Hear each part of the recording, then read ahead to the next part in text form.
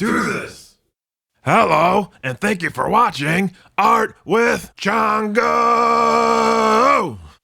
Sorry, I know it's been a few weeks since I did a video. Things get busy in the summer. There's always something going on.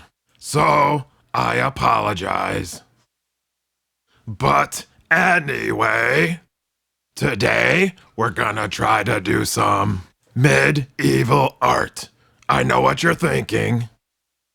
Medieval? Is that like kind of evil? No. Medieval was a time period. And during that period, there was some interesting art. Some of it was really good, but some of it was like, what? What is that? And that, my friend, is what we'll be trying to do. 'Cause I hear that all the time. I'll walk down the street, people are like, what is that? But anyway, I'm not gonna use paint today. I'm gonna use my drawing tablet. Because I want to. So, without further ado, let's do it! Okay, so this idea came from Madeline Horwath. So, to turn your cat into an ugly medieval cat, this is what you need to do. To begin, start off with a normal cat, then choose 2 body parts to elongate or shorten.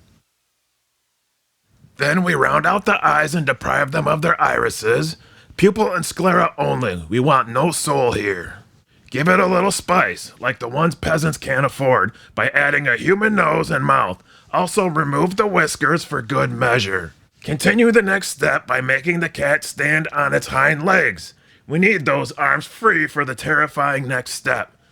Now, further personify them with an action only possible with thumbs, like playing the lute or holding up a sword. No comfort and warmth here. Remove all texture and any sort of complexity in their coat. No shadows or variation in fur color. The humanity is almost completely gone. Finally, place some gorgeous botanical motif to emphasize the contrast in quality and degrees of terror. And here's some examples of real medieval paintings I found of different animals. As you can see, they're interesting, to say the least. I mean, maybe the animals just looked really weird back then. Did anyone ever think of that? What a horrible time to be alive. See, this monkey looks alright, but the cat is, special. And this one, someone's probably like, can you paint me a catfish? They're like, yeah, I've totally seen that before, I can do that. And here's one I did when I was messing around with the idea. In this one, I changed a few things, but the main thing you want to notice is this weird guy down here playing his lute. Okay, so now we're gonna make a regular looking cat. Some regular ears, regular chin, some cute little eyeballs. Okay, for this I made a separate layer that is just gonna be my sketch. So I will eventually get rid of this whole layer, you won't even see it. Okay, so he's looking pretty normal so far. Okay, let's give him some stripes. Just like a this. A little patch on his belly. Some more stripes on his back here. Tail. I think we'll make him like an orange color. Like a really light orange. This looks good, but I feel like it needs more texture, so maybe it looks like it was actually painted. So I'm gonna try this brush here. And to make sure you can see it, I just lightened the color a tiny bit. Just so I'm not coloring over the exact same color. Know what I mean? Okay, for the stripes, I'm just gonna do a darker orange color. Like this. And now I'll turn off the sketch layer. You can see some white poking through, but we'll fix that. Little outlining. I'm liking the way this is looking so far. And I'm not sure why I decided to paint the belly orange too. It would look much better white, so I erased that and went with white. And now I'm just doing a little finishing touches here and there. And now we're gonna erase the ears, because step 1 was to lengthen or shorten body parts. So I'm gonna shorten the ears. He's got these little stubby ears. And now I'm gonna lengthen his 2 front legs. I think I'm gonna have him holding a sword. That's a pretty medieval thing to do, right? I don't know. Now we're gonna make these eyes soulless. We're gonna get rid of the iris, which is the colored part of the eye. It's gonna be just pupil and sclera, the black part of the eye and the white part. It gives it that extra creepiness. He will stare into your soul. See, how creepy is that? Okay, now I'm gonna get rid of the nose and the mouth, so we can add our creepy human nose and mouth. Let's see. It's a nice little schnoz. I like it. And we're gonna add a human mouth. Really gonna kick up the creep factor here. I don't know about you guys, but I'd be pretty creeped out if I saw a cat like this walking around. You are way too insane and happy looking. That is a scary combination. What do you guys think so far? Boy, this is kind of creeping me out. Okay, now we're gonna get rid of the whiskers.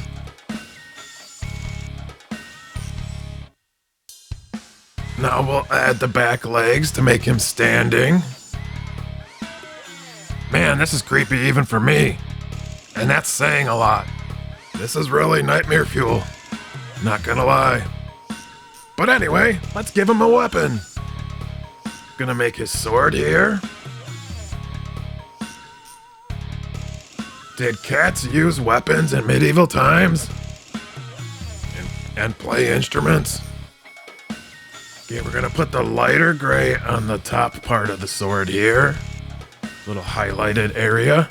Then we're gonna do a darker gray on the bottom for a shadow. Now, I thought it'd be cool to just throw together a really quick background. Not really going floral like the instructions said, but just gonna draw a little countryside here. Some little cloudy poos. We'll call these some trees in the background and some grass here. Gonna gradually make the grass lighter as it gets closer, just to give it some depth. And a little happy bush over here. There, that's good enough. Now I'm gonna get rid of the little thigh crease here, because he's standing now, he's not crouched down like he was, so you wouldn't really see that. And there it is, my medieval nightmare. We'll name him Bartholomew. Hello there. Will you be my friend? I'm good, thanks. Please stop staring.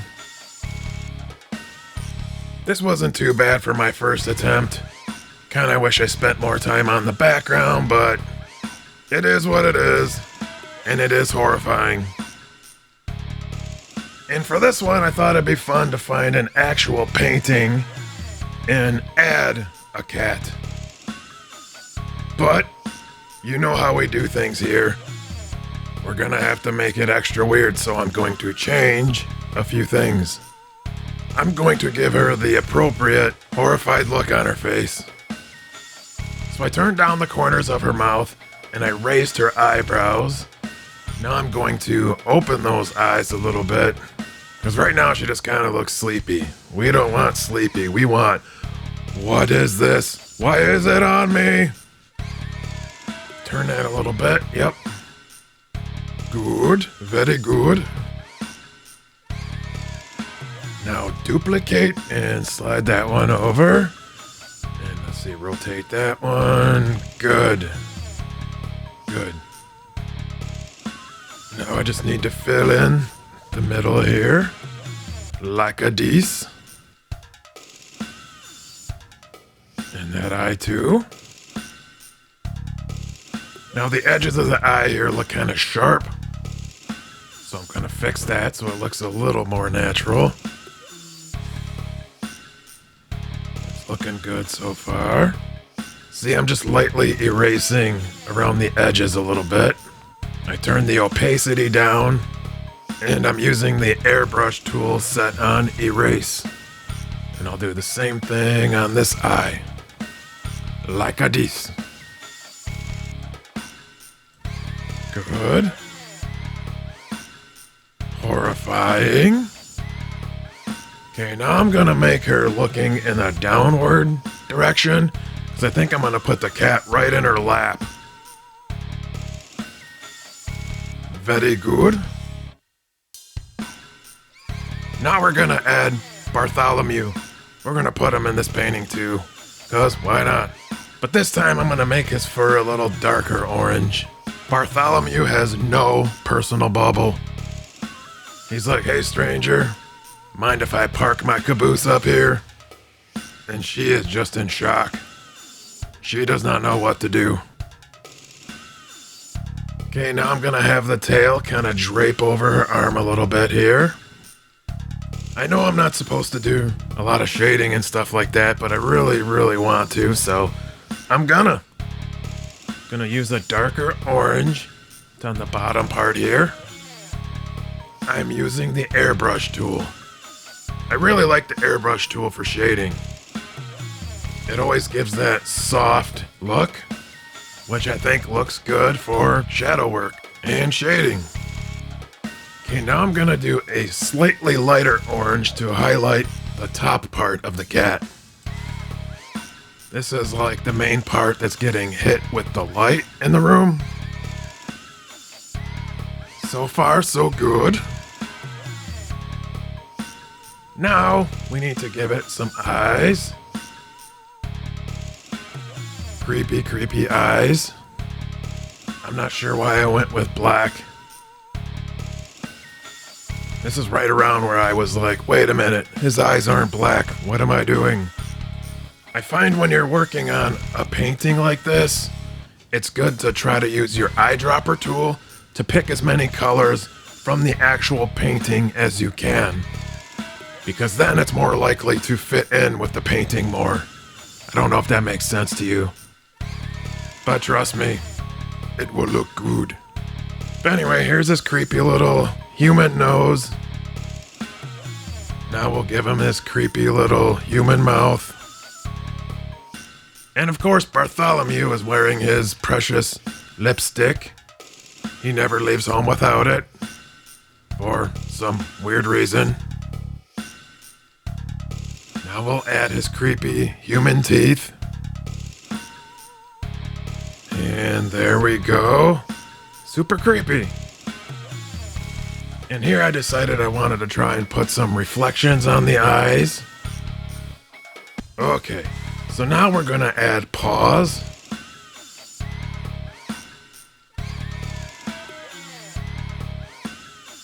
Let's see, his other paw would probably be about here. Yeah, that looks good. Shade the bottoms. Like this.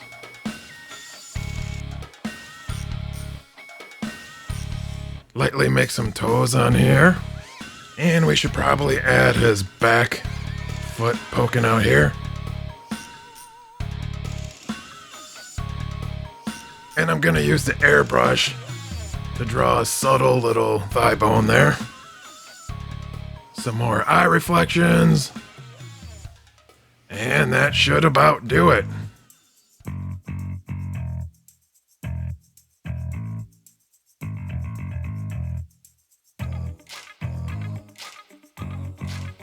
Well, Chongonians, I hope you had fun. These turned out pretty good. I think I'll send both of these to the Smithsonian. Yeah, But I hope you had fun, and I'll catch you on the flippity flip. Bye!